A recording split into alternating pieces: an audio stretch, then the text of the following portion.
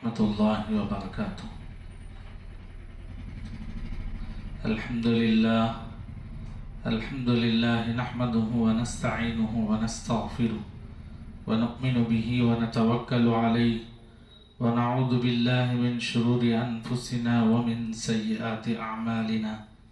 من يهده الله فلا مضل له ومن يضلله فلا هادي له، ونشهد أن لا إله إلا الله وحده لا شريك له، ونشهد أن سيدنا ونبينا ومولانا محمدا عبده ورسوله.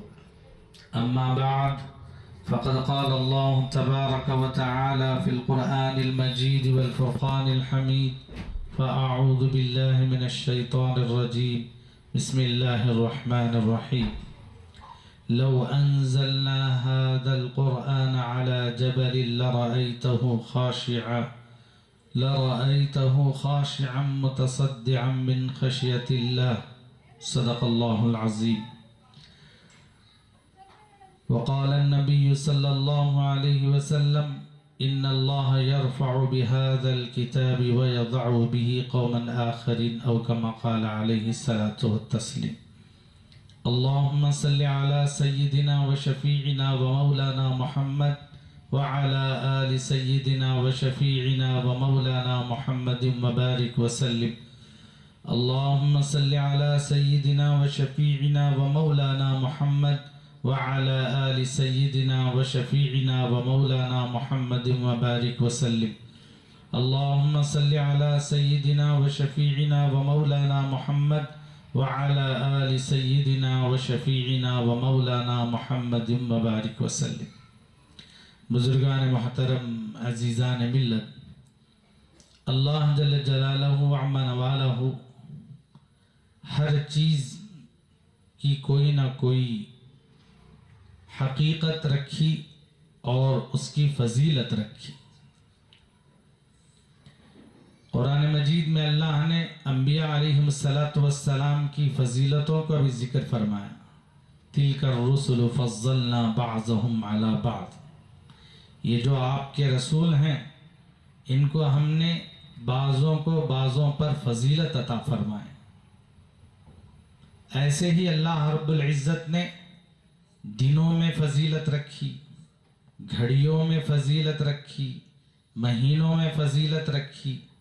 جب ان تمام چیزوں میں اللہ نے فضیلت رکھی، ایسے ہی اللہ رب العزت نے آدمیوں میں بھی فضیلت رکھی، عظمت رکھی. اور اس طرح فضیلت رکھنے کا مقصد کیا ہے؟ اس طرح فضیلت رکھنے کا مقصد یہ ہے کہ جو اس فضیلت کی قدر کرتا ہے، اس کا احترام کرتا ہے، ان کے آداب کی رعایت کرتا ہے، اللہ اس کو بلند کرتا ہے. جو ان فضیلتوں کی توہین کرتا ہے، گستاخی کرتا ہے، بے ادبی کرتا ہے، بے احترامی کرتا ہے، ناقدری کرتا ہے، اللہ اس کو اللہ کی نگاہوں میں بھی گر جاتا ہے، لوگوں کی نگاہوں میں بھی اللہ اس کو گرا دیتا ہے. صرف فضیلت رکھی نہیں، اللہ نے فضیلت رکھ کر اس کی قدر کرنے کا اللہ نے اس کی طرف توجہ بھی دلائی.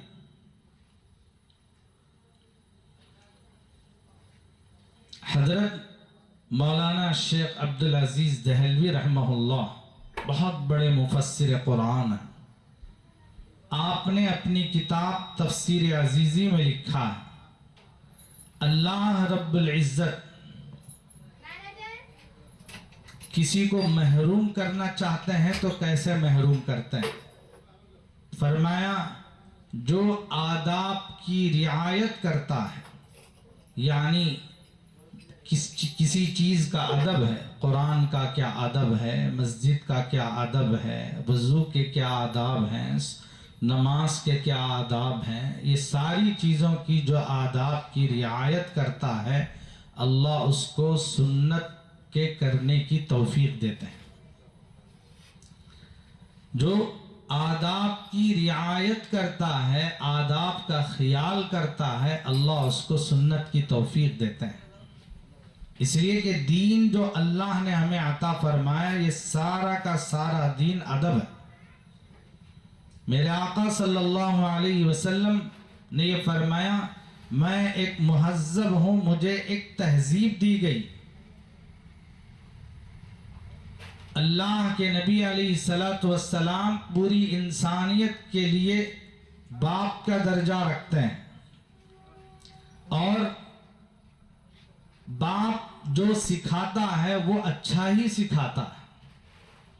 ایک باپ اپنے بچوں کو کیسی تربیت دیتا ہے کہ اس کو نقصان بتاتا ہے, فائدہ بتاتا ہے, کن چیزوں کے استعمال کرنے سے نقصان ہوگا, کس راستے کو اختیار کرنے سے نقصان ہوگا, کس راستے پر چلنے سے تمہارا فائدہ ہوگا. یہ باپ کی ذمہ داری ہوتی.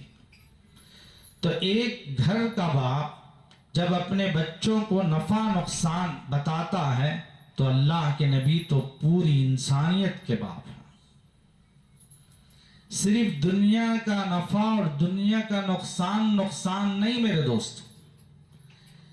ہمارے ماں باپ ہم کو دنیا کا نفع اور دنیا کے نقصان تک ہی ہمیں کیا کرتے ہیں, سکھاتے ہیں, بتاتے ہیں, تاکہ دنیا میں اچھا رہے, اس کی دنیا آباد رہے. لیکن اللہ کے نبی علیہ الصلوۃ والسلام دنیا کے نفع کے ساتھ ساتھ دنیا سے چلے جانے کے بعد قبر کا نفع بھی بتائیں گے, قبر کے ساتھ ساتھ حشر کا نفع بھی آپ بتائیں گے, حشر کے ساتھ ساتھ جنت میں داخل ہونے تک کا نفع بتائیں. اصل نفع یہی ہے. تو جو آداب کی رعایت کرتا ہے اللہ اسے سنت کی توفیق دیتے ہیں. ایک سنت پر جو عمل کرتا ہے, جو سنت کا رواج نہیں ہے, ایسی سنت کو رواج دیتا ہے تو اسے 100 شہیدوں کا ثواب ملتا ہے. سنت اب تو ہم جس ماحول میں گزر رہے ہیں وہاں تو سنت کا نام و نشان ہی نہیں. نہ ہم گھروں میں خود ہم سنت کو اپناتے نہیں, نہ کھانے کا طریقہ سنت کا ہے, نہ پینے کا طریقہ سنت کا ہے, نہ سونے کا طریقہ سنت کا ہے, نہ لباس کا طریقہ سنت کا ہے, نہ بات کرنے کا طریقہ سنت کا. کوئی طریقہ سنت کا نہیں ہے. آہستہ آہستہ ہماری سنتیں ختم ہوتی جا رہی ہیں. جس کے اندر سنتوں سے لگاؤ ہوگا اسے اللہ کے نبی سے محبت ہوگی. اللہ کے نبی نے فرمایا من احب سنتی فقد احبنی ومن احبنی کان معی فی الجنہ او کما قال علیہ الصلوۃ والسلام. جس نے میری سنت کو اپنایا گویا اس نے مجھ سے محبت کی, اور جس نے مجھ سے محبت کی کل قیامت کے دن جنت میں وہ میرے ساتھ ہوگا. کیا شان ہے, صرف سنت کو اپنانے والا نبی کے ساتھ اس کا حشر ہوگا, جنت میں وہ نبی کے ساتھ رہے گا. ایک صحابی رضی اللہ عنہ حضور صلی اللہ علیہ وسلم سے بڑی محبت کرتے تھے, بڑی محبت کرتے تھے. جب کبھی اللہ کے نبی یاد آ جاتے تو فوراً مجلس میں حاضر ہو جاتے, اور آپ کے چہرے انور کو دیکھ کر دل کو سکون مل جاتا. لیکن ایک مرتبہ اتفاق سے ایسا ان کے اندر ایک خلق پیدا ہوا, پریشانی ہوئی کہ وہ اللہ کے نبی کے دربار میں حاضر ہو کر کہنے لگے یا رسول اللہ, دنیا میں جب کبھی آپ کی محبت کا خیال آتا ہے تو ہم آپ کا دیدار کر لیتے ہیں مجلس میں حاضر ہو کر, تو ہمیں سکون ملتا ہے, اطمینان ملتا ہے. آپ کو بھی دنیا سے رخصت ہونا طے ہے, مجھے بھی رخصت ہونا طے ہے, لیکن آپ جنت میں رہیں گے. اگر خدا نہ خواستہ میں بھی جنت پہ چلا جاؤں گا, لیکن مجھے معلوم نہیں ہے جن درجات میں جس مقام پر آپ کا درجہ ہے جہاں آپ رہیں گے وہاں تک ہم پہنچ سکتے کہ نہیں پہنچ سکتے, وہاں آپ کا دیدار کر سکتے کہ نہیں کر سکتے. یہ فکر اور یہ تڑپ, یہ جذبہ میرے اندر ہمیشہ کھاتا رہتا ہے. اسی لیے میں آپ کی خدمت میں حاضر ہوا ہوں. یا رسول اللہ اس کا کوئی حل بتا دیجئے. تو اللہ کے نبی علیہ الصلوۃ والسلام نے کوئی جواب نہیں دیا, خاموش رہے. اتنے میں آیت شریفہ نوزی وَمَن يُطِعِ اللَّهَ وَالرَّسُولَ فَأُولَئِكَ مَعَ الَّذِينَ أَنْعَمَ اللَّهُ عَلَيْهِمْ مِنَ النَّبِيِّينَ وَالصِّدِّيقِينَ وَالشُّهَدَاءِ وَالصَّالِحِينَ وَحَسُنَ أُولَئِكَ رَفِيقًا. جو اللہ کی اور اللہ کے رسول کی اطاعت کرتا ہے اللہ تعالیٰ اس کو خالی نہیں کرتے. اس کا حشر انبیاء کے ساتھ، وہ لوگ جن پر اللہ نے نعمتیں عطا فرمائیں. اور وہ کون ہیں؟ وہ انبیاء ہیں، صدیقین ہیں، شہداء ہیں، صالحین ہیں. ان کے ساتھ اس کا حشر ہوگا. جب اس کو اطمینان ہوا کہ میں اللہ کے نبی کی اطاعت کرتا ہوں، اللہ کے رسول کی اطاعت کرتا ہوں، تو میں جنت میں رسول اللہ صلی اللہ علیہ وسلم کے ساتھ رہوں گا. تو میں کیا عرض کر رہا تھا؟ آداب کا خیال رکھے گا تو سنت کی توفیق دے. جو سنتوں کو اپنائے گا، ایک ایک سنت کا خیال رکھے گا. وضو کے وقت میں مسواک کرنا سنت ہے، مسواک کا اہتمام. سوتے وقت آنکھوں میں سرما لگانا سنت ہے، تو سنت سرما لگانے کا اہتمام. مسجد میں داہنا پیر داخل کرنا، داہنے پیر کا اہتمام. دعا پڑھ کے داخل کرنا تو دعا کا اہتمام. یہ ساری سنتوں کا جو آدمی رعایت کرتا ہے، لحاظ کرتا ہے، اللہ اس کو فرائض کی توفیق دیتے ہیں، جو فرض ہے. اور جو فرائض کی جس کو اللہ توفیق مل گئی تو سمجھو وہ نجات پا گیا. اس لیے کہ حدیث میں آتا ہے، رسول اللہ صلی اللہ علیہ وسلم نے فرمایا، جس نے پانچوں نمازوں کا اہتمام کیا گویا اللہ نے اس کا ذمہ لے لیا. جس کا ذمہ اللہ لے لیتے ہیں اس سے بڑھ کر کیا ہے میرے دوست؟ جو اللہ کی ذمہ داری میں آ گیا، اللہ کے عہد و پیمان میں آ گیا.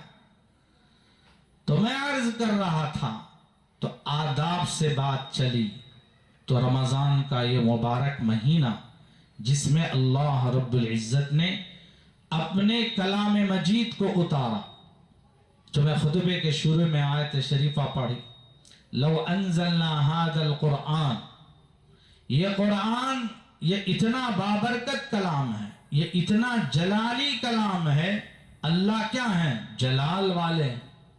اللہ کا کلام بھی کیا ہے؟ جلال ہے. تو یہ اللہ کا جلالی کلام اگر پہاڑ پر اتارا جائے تو پہاڑ، اللہ رب العزت دو اس کی صفات بتائے ہیں، متصدعا من خشیت اللہ، خاشعا متصدعا. ایک تو قرآن کی ہیبت اور قرآن کی عظمت، قرآن کی جلالت، قرآن کی قدر، قرآن کا احترام، اس کی ہیبت اور خوف کی وجہ سے، اللہ کے خوف کی وجہ سے وہ جھک جائے گا، پہاڑ جھک جائے گا. آدمی مثال دیتا ہے تو کس کی مثال دیتا ہے؟ ہمت کی. پہاڑ جیسا آدمی ہے. ایمان ہے تو پہاڑ جیسا ایمان ہونا چاہیے.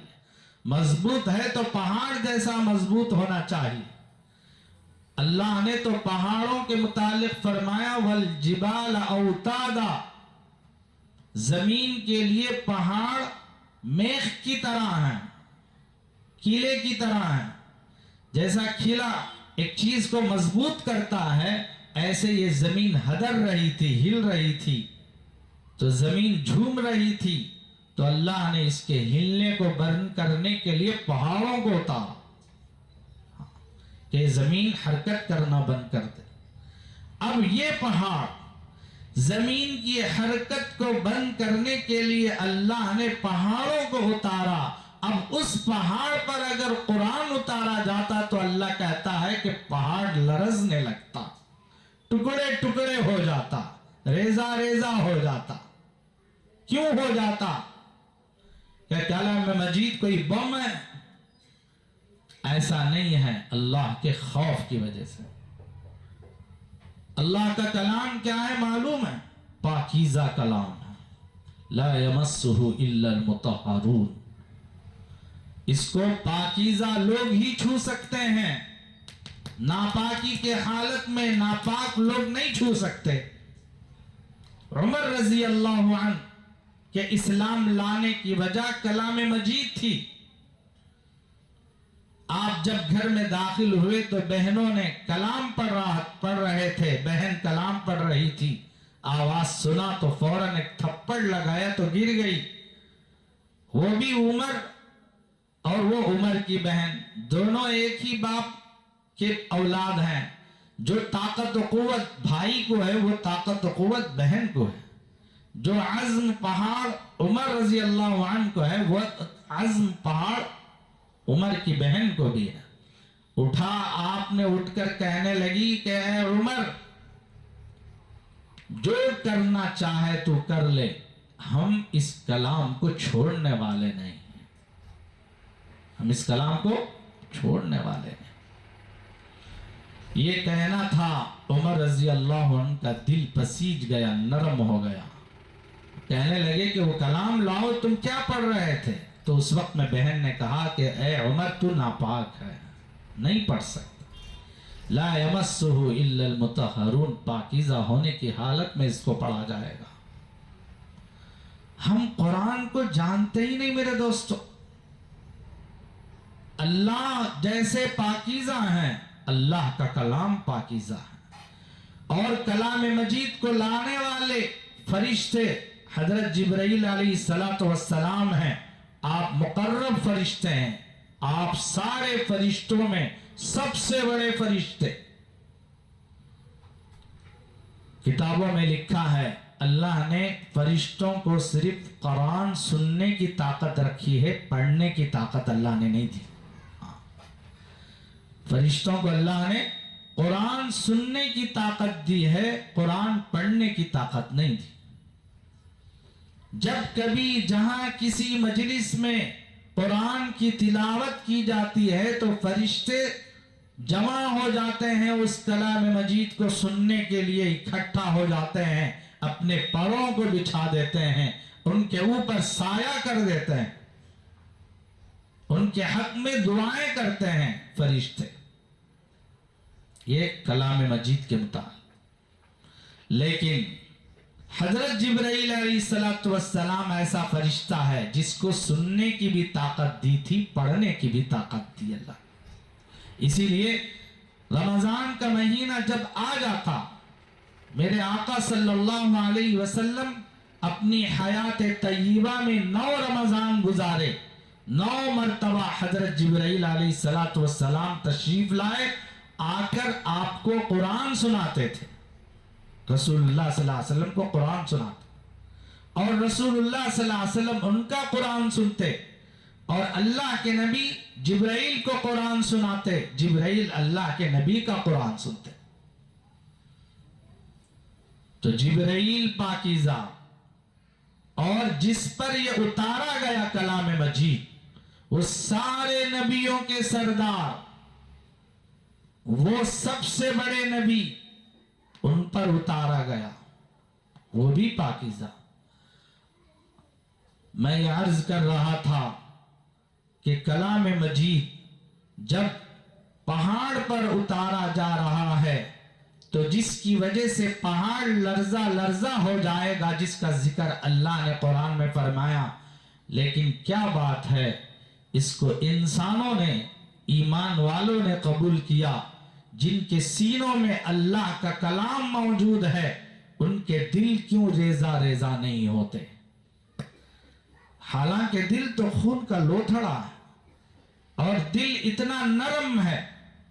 آدمی دل کی مثال دیتا ہے، یہ کتنے نرم دل والے ہیں، یہ کتنے اچھے دل والے ہیں، یہ کتنے پاکیزہ دل والے ہیں، ایسا آدمی مثال دیتا ہے۔ لیکن دل میں یہ کلام جب اتارا گیا، دل میں یہ کلام پہنچا، تو دل کیا ہو جانا چاہیے؟ ریزہ ریزہ ہونا چاہیے۔ حضرت مولانا مفتی عبدالواحد قریشی پڑوس ملک کے بڑے عالم دین نے بڑی اچھی توجیہ بیان فرمائی۔ آپ نے کہا یہ کلام صاحب قرآن پر اتارا گیا، صاحب قرآن کو بھی اس امت کو دیا گیا۔ صاحب قرآن کون ہے؟ آقا صلی اللہ علیہ وسلم۔ پہلے آپ کے دل میں اتارا گیا، گویا آپ کے واسطے سے یہ ساری انسانیت کے دلوں تک جاتا ہے، اس وجہ سے ہمارے دل محفوظ ہیں میرے دوستو۔ رسول اللہ صلی اللہ علیہ وسلم کا جو دل ہے، حدیث میں آتا ہے جب آپ پر وحی اترتی تو آپ کے بدن پر کپ کپی طاری ہو جاتی، پسینے سے شرابور ہو جاتے۔ ایک مرتبہ حضرت خدیجہ رضی اللہ عنہا یا حضرت ام المؤمنین عائشہ رضی اللہ عنہا کے دامن میں آپ سر رکھ کر لیٹے ہوئے تھے، وحی اتری تو اس وقت میں حضرت عائشہ رضی اللہ عنہ فرماتی ہیں میں تو سمجھ گئی کہ اب میری ران ٹوٹنے والی ہے، وزن اور بوجھ کی وجہ سے۔ اللہ کا کلام اتنا بوجھ والا ہے، لیکن یہ کلام جو بوجھ والا ہے یہ ہر ایک کے لیے بھی بوجھ والا ہے۔ یہ سارا کا سارا بوجھ میرے نبی نے اٹھا لیا، جس کے صدقے میں میرے دوستو امت کے حافظوں کے لیے یہ آسان ہو گیا۔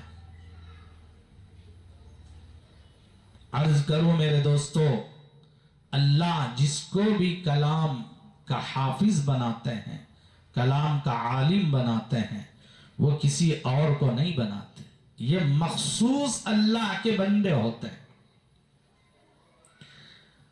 کتابوں میں لکھا ہے، علماء فرماتے ہیں جیسے ایک آدمی سبز منڈی کو جاتا ہے ترکاری خریدنے، پھل خریدنے، تو پہلے اس کو جو چیزیں پسند آتی ہیں، اچھی خوبصورت لگتی ہیں، اس کو لیتا ہے، سڑی پڑی چیزوں کو نہیں لیتا۔ چن چن کر ٹماٹر لینا ہو تو چن کر لے گا، سیب لینا ہو تو چن کر لے گا، کیوں؟ پیسہ دے رہا ہوں۔ ایسے ہی اللہ تبارک و تعالی پوری انسانیت میں کتنے لوگ نہیں ہیں، ہزاروں کروڑوں لوگ ہیں، ان میں سے گنے چنے چند لوگوں کو اللہ کلام کے حفظ کی توفیق دیتے ہیں، تو اس کا مطلب یہ ہے کہ اللہ چنتے ہیں۔ جو علماء ہوتے ہیں، جو حفاظ ہوتے ہیں، وہ کوئی معمولی نہیں ہوتے، وہ اللہ کے چنندہ ہوتے ہیں، منتخب لوگ ہوتے ہیں۔ ہمیں قدر نہیں جانتے، اس لیے اس کا انتخاب کا ہمیں علم نہیں ہے۔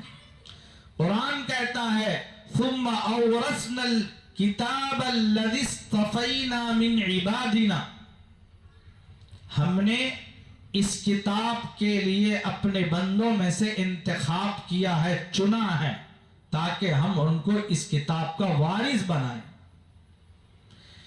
جو اللہ اپنے کلام مجید کے لیے چن چن کر ان کے سینوں میں قرآن مجید کی حفاظت کے لیے طے فرمایا ہے، تو ان کا مقام لوگوں کے نزدیک کیا ہے معلوم ہے؟ ان کا مقام لوگوں کے نزدیک کچھ نہیں ہے، صرف دنیا کی ڈگریوں کا مقام ہے۔ حدیث بتاؤں، رسول اللہ صلی اللہ علیہ وسلم نے فرمایا ان للہ اہلین من الناس، اللہ کے کچھ خاص گھر والے ہیں، جیسے ہمارے خاص مہمان ہوتے ہیں کہ نہیں ہوتے، خاص مہمان ہوتے ہیں، ایسے اللہ کے کچھ خاص مہمان ہیں، خاص لوگ ہیں۔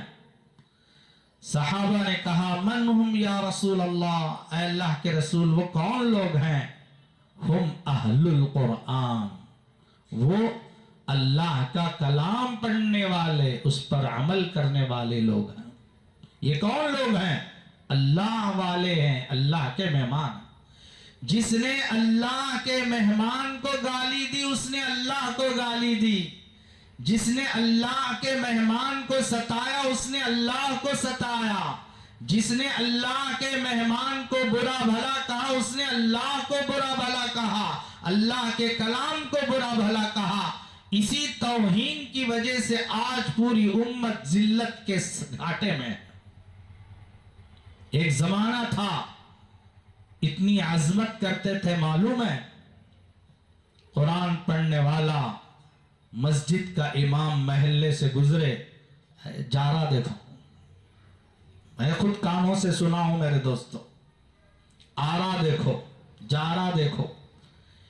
इसीलिए अल्लाह रब्बुल इज्जत ने नबी अलैहिस्सलातु वस्सलाम ने गीबत से मना फरमाया, गीबत को हराम कहा, गीबत को अपने भाई के मुर्दार का गोश्त खाना कहा।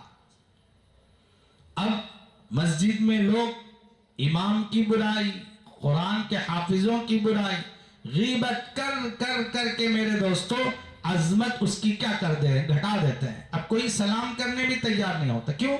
इसलिए कि एक भाई ने उसके पीछे क्या की, गीबत की, उसकी बुराइयां बयान की, उसकी फला फला फला, अच्छाई एक भी तारीफ करता नहीं। गीबत अभी तलाश करते हैं कौन सी इनका मिल जाए और उसको उछालें।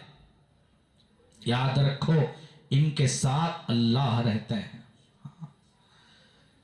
नजर नहीं आती ये चीज, थोड़े दिन तक चलती है, बाद में जब अल्लाह पकड़ते हैं ना मेरे दोस्तों, चारों तबक रोशन हो जाते हैं। हमने अपने आंखों से देखा है, जिन्होंने उलमा को सताया, हुफ्फाज को सताया, उनकी जिंदगियां, उनकी मौत हमने अपनी आंखों से देखी है। कैसे तड़प तड़प कर दुनिया से गए हैं, और जाने के बाद कब्र में भी सुकून नहीं मेरे दोस्तों। कोई याद करने वाला नहीं रहता, कोई दरूद पढ़ने वाला नहीं रहता, कोई फातिहा दिलाने वाला नहीं रहता। मोहब्बत करो मेरे दोस्तों। कुरान, उलमा फरमाते हैं, कुरान वालों से, कुरान से मोहब्बत करो, अल्लाह ईमान की हिफाजत करेंगे। किसी भी माहौल में रहो, कैसे भी माहौल में रहो, अल्लाह हमारी ईमान की हिफाजत फरमाए। हजरत मौलाना पीर जुल्फ़कार नक्शबंदी रहमतुल्लाह अलैह, पीर जुल्फ़कार दामत बरकातुहुल आलिया ने अपने खिताब में एक वाक़या कहा। वो कहते हैं, मैं अमेरिका के सफ़र में था, वहाँ एक अरब नौजवान था जो मुलाजमत के लिए अमेरिका आया हुआ था। उसकी एक लड़की पर नजर पड़ी जिससे इश्क हो गया। अब उसका फरेफ्ता हो गया। ये मुसलमान है लेकिन लड़की ईसाई है, नसरानी है, और वो भी ऐसी वैसी नहीं, बिल्कुल अपने मजहब में पुख्ता। अब जब दिल उस पर आ गया तो उसके पीछे पीछे हो गया, यहां तक कि अब उससे जाकर उसने कह दी कि मैं शादी करूंगा तो तुझसे ही करूंगा। बात शादी तक चली गई। तो उस लड़की ने कहा मैं अपने वालिदैन से कहूंगी। तो वालिदैन से जाकर कही तो वालिदैन कहने लगे कि एक शर्त पर हम तुझे अपनी बेटी का निकाह कराएंगे। शर्त यह है कि तू इस्लामी जितने तशख्खुसात हैं उनमें से किसी को नहीं अपनाएगा, टोपी नहीं लगाएगा, लिबास नहीं पहनेगा, मस्जिद नहीं जाएगा, कुरान नहीं पढ़ेगा, ऐसा सारी चीजें, और हमारे साथ चर्च आएगा, हमारे साथ खाएगा, हम जो कहेंगे वो कहेगा। उसने मोहब्बत में सारी चीजें करने के लिए तैयार हो गया। लेकिन जिस घर में वो रहता था उस घर में अल्लाह का कलाम था। वो अपने साथ शादी के बाद भी अपने कलाम, अल्लाह के कलाम को अपने साथ ले गया। जब भी ऑफिस को जाता या घर से अंदर, ऑफिस से घर में दाखिल होता तो कलाम पर नजर पड़ती, उसको हाथ लगाता, मोहब्बत से करता।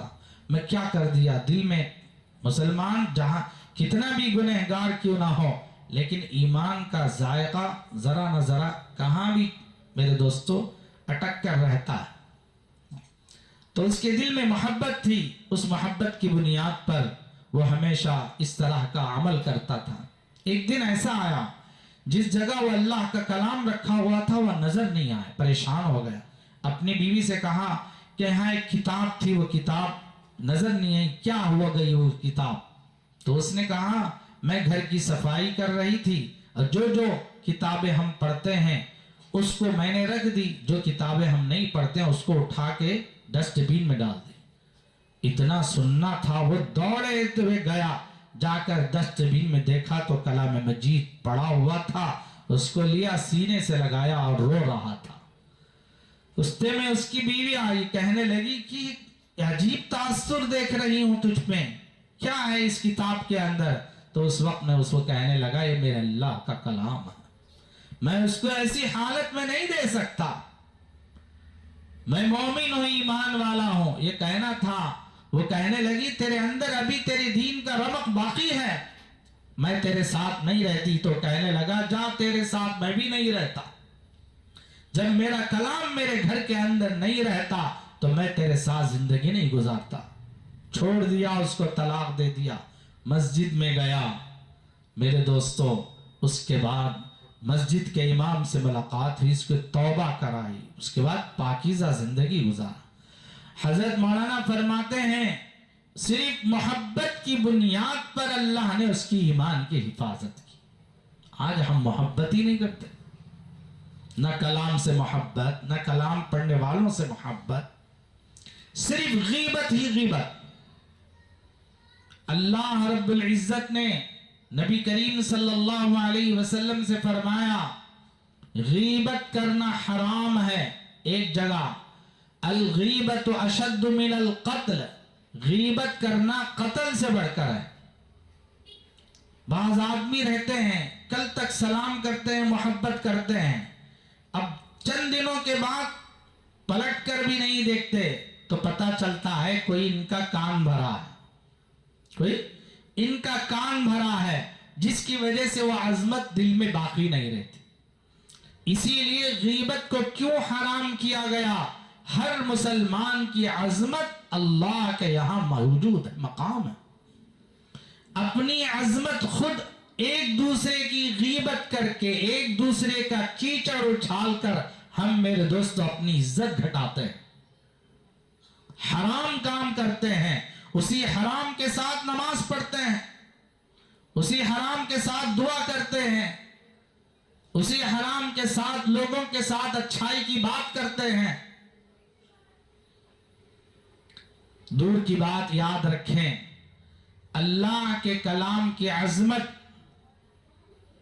یہ صرف کلام والوں کے ساتھ ساتھ جتنے ہیں، خاص طور سے میرے دوستو حضرات علماء فرماتے ہیں جو آپ لوگ باہر سے بہت سے یہاں مجمع بیٹھا ہوا ہے، محلوں میں جن جن مسجدوں سے آپ کا تعلق ہے، میں آپ لوگوں کو جیسے رسول اللہ صلی اللہ علیہ وسلم پوری انسانیت کے لیے باپ ہیں، ایک باپ کی ذمہ داری ہوتی ہے اس کو نفع نقصان بتانا، دنیا کا نقصان بھی بتانا، آخرت کا نقصان بھی بتانا۔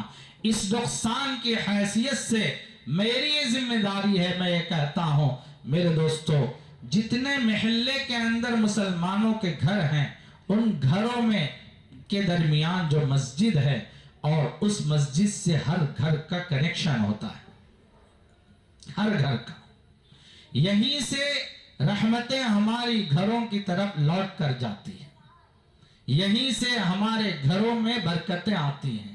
یہ مسجد ایک پاورفل ہاؤس ہے میرے دوست۔ اب اس پاورفل ہاؤس کا جو ذمہ دار کون ہوتا ہے؟ مسجد کا امام ہوتا ہے۔ جیسے ہم کو مسجد سے محبت ہونی ہے، ایسے اپنے مسجد کے امام سے بھی محبت کرنی ہے۔ یاد رکھو اگر ہمارے دل میں اپنے امام سے ذری بھی محبت نہیں ہے تو ہمارے گھر کے اندر جو نقصانات ہیں اس پاور کے وجہ سے ہمیں نقصان ہو رہا۔ لوگ فلاں نقصان ہوا، فلاں نقصان، میں حقیقی بات کہہ رہا ہوں، ہمارا تعلق، ہمارا احترام، ہماری ناقدری مسجد اور مسجد کے امام سے غلط رہنے کی وجہ سے ہمارے گھروں میں نقصان آتا ہے۔ ہماری اولاد بات نہیں سنتی، ہماری بیوی بات نہیں سنتی، ہمارے گھر میں برکتیں نہیں آتے۔ کیوں نہیں آتے؟ اس وجہ سے کہ تم کو جس کا احترام کرنے کا حکم دیا گیا تم اس کا احترام نہیں کرتے، تو تمہاری اولاد بھی تمہاری احترام نہیں کرتی۔ کچھ لوگ ہیں مجھے یہ پسند، یہ امام پسند نہیں ہے، میں جن کو پسند کرتا ہوں وہی پسند ہے۔ میں حدیث بتاتا ہوں، حضرت عمر رضی اللہ عنہ کے زمانے میں عمر رضی اللہ عنہ کا ایک یہودی سے دوستانہ تھا، مدینے کے اندر یہودی سے دوستانی تھی۔ وہ یہودی تورات کا بڑا عالم تھا، جاننے والا تھا۔ کچھ حصے حضرت عمر رضی اللہ عنہ کو تورات کے لا کر سنا تھا۔ حضرت عمر رضی اللہ عنہ سن کر بڑا تعجب کرتے، یہ اظہار جا کر اللہ صلی اللہ علیہ وسلم کے سامنے کیے. عمر رضی اللہ، اے اللہ کے نبی، میرا ایک دوست یہودی ہے، وہ تورات کی باتیں مجھے سناتا ہے موسیٰ علیہ السلام کی، اور میں اس کو سنتا ہوں، کیا یہ میرے لیے درست ہے یا نہیں؟ رسول اللہ صلی اللہ علیہ وسلم کا چہرہ انور بدل جاتا، تغیر آ جاتا. فرماتے ہیں رسول اللہ صلی اللہ علیہ وسلم، اگر موسیٰ بھی اس وقت آتے تو ان کو بھی یہ نہیں کہ وہ نبی کی حیثیت سے نہیں آتے، بلکہ میرے ماتحت ہونے کی حیثیت سے آتے. تو اپنی مسجد کا امام سب سے افضل ہوتا ہے، اس سے تعلق ختم کرنا میرے دوستو اپنی آخرت برباد کرنا، اپنی دنیا بھی برباد کرنا ہے. مجھے فلاں مولوی صاحب بہت پسند رکھو ضرور ہے، لیکن اس کے پسند کی وجہ سے اس کی ناقدری، دنیا کا بھی آخرت کا بھی نقصان. میں اپنی فضیلت نہیں بتا رہا ہوں میرے دوستو، ہماری ذمہ داری ہے کہ آخرت اور دنیا کے نقصان سے امت بچ جائے اور اللہ کے یہاں مقبول ہو جائے اور اللہ کے یہاں وہ پسند آ جائے. یہ مقصد ہے، دوسرا کوئی مقصد نہیں. ہماری عزت، علماء کی عزت کرے یا نہ کرے، اس لیے کہ دنیا انبیاء علیہ السلام کو نہیں چھوڑی تو علماء کو کہاں چھوڑی. وقال الرسول یا رب ان قوم اتخذوا القرآن مہجورا. کل قیامت کے دن اللہ تبارک و تعالی پوری انسانیت سے کہیں گے، اے اللہ یہ وہ قوم ہے جو میرے قرآن کو چھوڑی، میرے قرآن کا مذاق. اس لیے میں حدیث میں پڑھا، ان اللہ یرفع بہذا الکتاب ویضع بہ آخرین. یہ جو اللہ کا کلام ہے یہ آدمی کو اونچائی پر لے جاتا ہے. جب تک اس کلام کو تھامے رکھے تھے، جب تک اس کو آگے رکھے تھے، مسلمان قوم آگے تھی. جب ہم نے اس کو پیچھے کر دیا، آج ہمارے نزدیک دنیا کی ڈگری کی حقیقت ہے، اللہ کے کلام کی حقیقت نہیں ہے. دنیا کی ڈگریاں دنیا میں آدمی کو ترقی دے سکتی ہے، درجہ دے سکتی ہے، لیکن صرف جو ڈگری حاصل کیا ہے اسی کو مقام ملتا ہے، اسی کو درجہ ملتا ہے. لیکن اس کے خاندان والے، اس کا باپ ہے، اس کا بھائی ہے، اس کی ماں ہے، اس کی بیٹے ہیں، ان کو دنیا میں اس کے مقام کی وجہ سے اس کو کوئی مقام نہیں ملتا.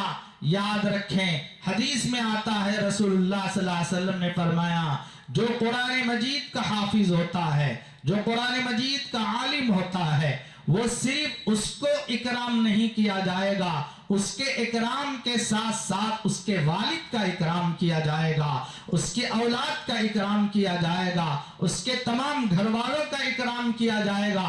اکرام ہی نہیں میرے دوستو، جب وہ جنت میں جا رہا ہے تو اللہ حکم دیں گے، تو جن جن کی سفارش کرے گا ہم ان سب کو جنت میں داخل کریں گے.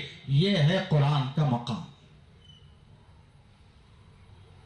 باپ، بیٹا کلیکٹر ہے تو باپ اپنی جگہ ہے، اس کو کوئی مقام نہیں دیا جائے.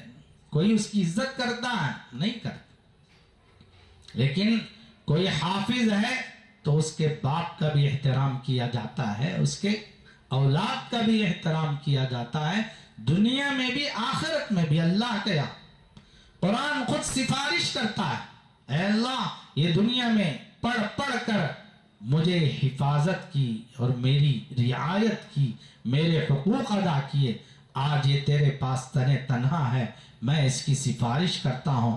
تو اللہ رب العزت اس حافظ قرآن کو ایک خلعت کا تاج پہنایا جائے گا جو اکرام و اعزاز کا ہوگا. پھر قرآن کہتا ہے کہ اللہ اور زیادہ کیجئے، اور زیادہ کیجئے. تو اس وقت میں اللہ تبارک و تعالی سونے جواہرات سے بنا ہوا ایک لباس لائیں گے اور اس لباس کو اس حافظ قرآن کو پہنائیں گے. اور اعزاز یہی نہیں، پھر قرآن کہے گا کہ اللہ اتنا ہی نہیں، اور زیادہ کر.